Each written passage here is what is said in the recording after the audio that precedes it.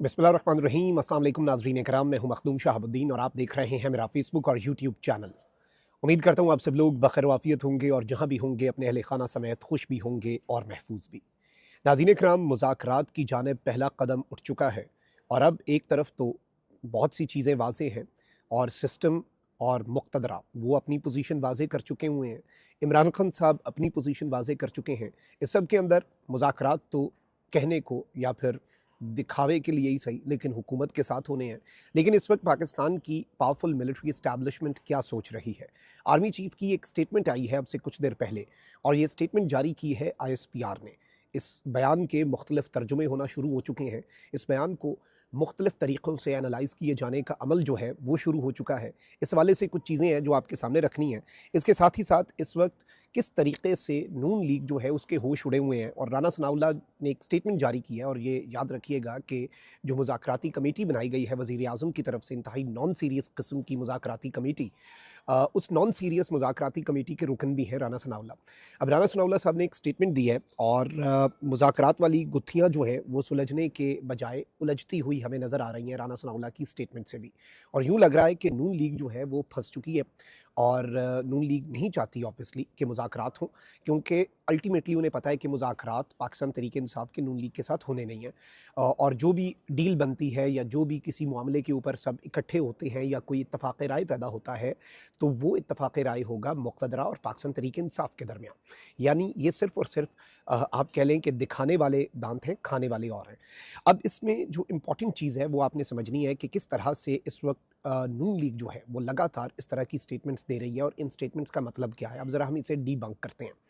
नाज़रीन इकराम, स्टेटमेंट्स आई हैं, बैरिस्टर अकील हैं, वज़ीर आज़म के मुशीर हैं। मैं पिछले व्लॉग में भी ज़िक्र कर चुका हूँ उनकी स्टेटमेंट का। उन्होंने कहा कि जी इमरान खान की रिहाई जो है वो मुज़ाकरात के अंदर डिस्कस नहीं होगी और मुज़ाकरात के जब TORs डिसाइड होंगे कि इन मुज़ाकरात के अंदर क्या चीज़ें आनी हैं, तो इमरान खान की रिहाई के ऊपर हम बात नहीं करेंगे। अब राना सनाउल्लाह साहब जो है उन्होंने स्टेटमेंट दी कि जी PTI के रहनुमाओं से हमारे बैक चैनल राब्ते तो हैं। 9 मई वाक़यात पर मज़ीद कुछ लोगों के फ़ैसले 1-2 दिन में होंगे। बानी PTI का 190 मिलियन पाउंड वाला केस जो है उसका मुकदमा भी इनमें शामिल है और इन मुकदमात का मुज़ाकरात से कोई ताल्लुक़ नहीं है और ना ही इन मुकदमात का मुज़ाकरात से कोई ताल्लुक़ होगा। अब ये जो इन्होंने चीज़ें कही हैं, आई थिंक कि ये एक बड़ी अहम तरीन नून लीग की सोच की अक्कासी है। यानी कि बैरिस्टर अकील भी, राना सनाउल्लाह भी। और आप अब ज़रा चीज़ों को समझें कि पहले ये लोग तड़ियाँ लगा रहे थे मुज़ाकरात की, PTI की बात के ऊपर मज़ाक उड़ा रहे थे, तमस्खर उड़ा रहे थे या फिर इवन इस तरह की बातें कर रहे थे कि ये मुज़ाकरात PTI की कोई कमज़ोरी है। बाद में हमने देखा कि याद सादिक साहब ने यहाँ तक कहा कि PTI जो है वो अपने मुज़ाकरात के दरवाज़े खुले रखे, हमें मिन्नत तरला भी करना पड़ा PTI का तो हम करेंगे। ये अचानक से ऐसा क्यों हुआ? देखिए, नून लीग कतन ये नहीं चाहती कि पाकिस्तान तहरीक इंसाफ जो है उसके साथ किसी भी तरह से मुज़ाकरात कामयाब हों या फिर इमरान खान साहब जो हैं उनकी रिहाई वो किसी भी तरह से अमल में लाई जाए।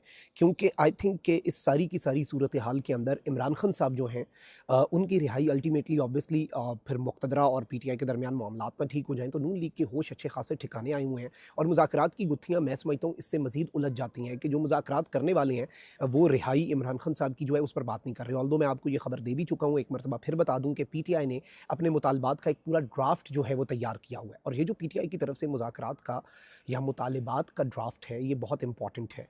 इसकी इंपॉर्टेंस को आप इग्नोर नहीं कर सकते। इसमें 9 मई और 26 नवंबर पे 3 सीनियर मोस्ट जजेस का कमीशन। 3 सीनियर मोस्ट जजेस कौन? Justice Yahya Afridi, justice Mansoor, justice Munib. क्या सिस्टम ये रिस्क लेगा? ये एक बहुत बड़ा सवाल है। फिर 5000 सियासी कैदी जो हैं उनकी एक फ़हरिस्त तैयार की गई है और उस फ़हरिस्त में नंबर 1 जो है वो इमरान खान साहब हैं। यानी कि पहला नंबर जो है इमरान खान साहब का है उस फ़हरिस्त में, उनकी रिहाई।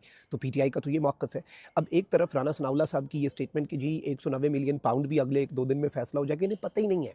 मुक़तदरा की तरफ से आप देखें कि 190 मिलियन पाउंड स्कैंडल जो है उसका फ़ैसला ये पहले इन्फ़ॉर्म किया गया PTI के वकला को कि आपने एहतसाब अदालत आना है, महफूज़ फ़ैसला सुनाया जाएगा और उस एहतसाब अदालत में आना है जो अडयाला में लगती है, जहाँ पर खान साहब को पेश किया जाता है। अब कहा गया है कि एहतसाब अदालत जो है उसकी असल बिल्डिंग में आप आ जाइएगा सारे वकला और वहाँ पर हम नई डेट का ऐलान करेंगे जिस पे ये महफूज़ फ़ैसला सुनाया जाएगा। अब महफूज़ फ़ैसला, ये इसकी डेट का 23 तारीख का क्यों इंतखाब किया गया था? इसलिए किया गया था कि 24 तारीख से सर्दियों की छुट्टियाँ हो जाएँगी। जाएंगी। लेकिन अब इस मामले को होल्ड पे डाला गया, नून लीग की तरफ से नहीं, वो तो लगातार स्टेटमेंट्स दे रहे हैं, उन्हें पता भी नहीं था, वो तो कह रहे थे कि भाई ये तो इसी सिलसिले की कड़ी है, सजाएं भी आएंगी और फैसले भी चलेंगे, जुडिशल प्रोसेस भी चलेगा और इस जुडिशल प्रोसेस के दौरान बाकी चीज़ें जो हैं मुज़ाकरात भी चलते रहेंगे। उन्हें पता ही नहीं कि पीछे से ये गेम डल गई। अब इस सारी की सारी सूरत हाल के अंदर आप ये समझें कि इस सारी सिचुएशन में किस तरह से मामलात हैं और किस तरह से क्लियर डिमांड है बेसिकली आई थिंक कि ये नून लीग की मुक़्तदरा के लिए भी कि इमरान खान साहब रिलीज़ ना हो। लेकिन ज़ाहिर बात है इमरान खान साहब का रिलीज़ होना जेल से या फिर अडियाला से बनीगाला या पेशावर मुंतकिल होना, आई थिंक कि ये डिपेंड करेगा कि चीज़ें इमरान खान साहब और इस्टेब्लिशमेंट के दरमियान किस तरह से आगे चलती हैं। गवर्नमेंट इसमें मुझे स्टेक होल्डर इस वक्त नज़र आ नहीं रही। अब इस सब में एक दो और चीज़ें मैं आपके सामने वाज़ेह कर दूँ। इमरान खान साहब जो है उन्होंने तो ये कॉल दे दी हुई है कि पहला मरहला सिविल नाफरमानी का और लिमिट कर दें, आप कम कर दें तरसीलात ज़र को, मुकम्मल तौर पे रोकने का नहीं कहा और इसमें भी बहुत से और मरहले भी आ सकते हैं।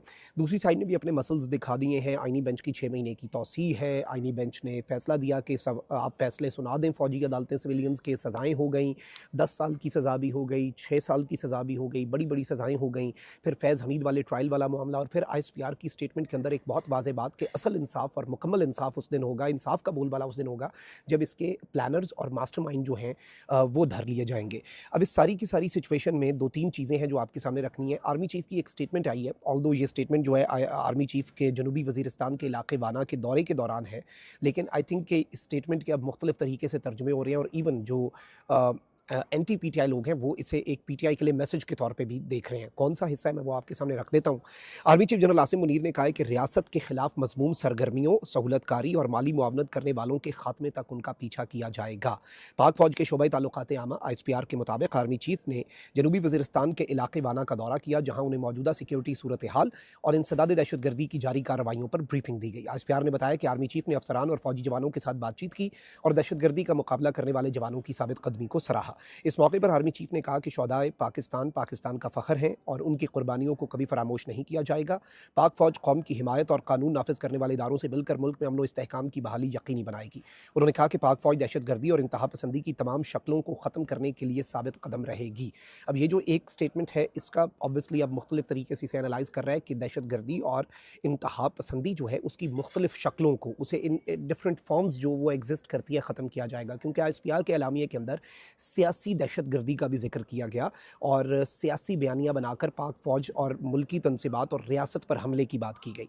तो इसे उस कॉन्टेक्स्ट में भी देखा जा रहा है कि दहशतगर्दी और इंतहा पसंदी की मुख्तलिफ शेप्स जो हैं, जो मुख्तलिफ फॉर्म्स में वो एग्जिस्ट करती है, उसका खात्मा किया जाएगा, यानी in all it's forms and kinds. अब इसमें आर्मी चीफ ने कहा कि जी फितनतुल खवारिज के ताक़ुब के लिए अज़म का इयादा किया और कहा कि रियासत के खिलाफ, अब ये जो स्टेटमेंट है मैं समझता हूँ ये बॉटम लाइन है जो आर्मी चीफ ने कहा है कि जी रियासत के खिलाफ मज़मूम सरगर्मियों, सहूलतकारी और माली मुआवनत करने वालों के खात्मे तक उनका पीछा किया जाएगा। अब स्टेट के हवाले से उन्होंने कहा कि जी कोई भी मज़मूम प्लान, अब ऑब्वियसली इसमें इस स्टेटमेंट को भी बहुत ज़्यादा इंपॉर्टेंस की नज़र से देखा जा रहा है, क्योंकि एक चीज़ याद रखिएगा कि ये जितनी सज़ाएँ हुई हैं ये सारी सज़ाएँ मिलिट्री कोर्ट से हुई हैं PTI के लोगों को, और PTI ने रिजेक्ट किया है मिलिट्री कोर्ट्स को बहुत कैटेगोरिकली, गैर आइनी, गैर कानूनी, यहाँ तक कि कैंगरू कोर्ट्स डिक्लेयर किया। लेकिन अब जो लोग हैं वो अपील कर सकते हैं मिलिट्री कोर्ट्स के अंदर भी, और आर्मी चीफ जो हैं उनसे भी रहम की अपील की जा सकती है और आर्मी चीफ के हाथ में है बहुत सी चीज़ें। लेकिन आर्मी चीफ की तरफ से ये जो स्टेटमेंट आई है ये बहुत एक इंपॉर्टेंट टाइम पे आई है, जब ऑब्वियसली आइनी माहिरीन और दिफाई तज्ज़ियाकार बता रहे हैं कि आप आर्मी चीफ को अपील कर सकते हैं इन सज़ाओं के खिलाफ।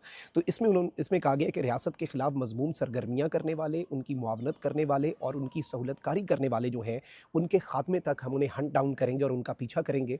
आई थिंक कि एक बहुत ही क्लैरिटी के साथ ये स्टेटमेंट जो है ये पाकिस्तान की मिलिट्री इस्टेब्लिशमेंट की तरफ से जारी की गई है। कमेंट सेक्शन में राय का इज़हार ज़रूर करें। अपना बहुत ख्याल रखें। अल्लाह निगहबान। पाकिस्तान जिंदाबाद।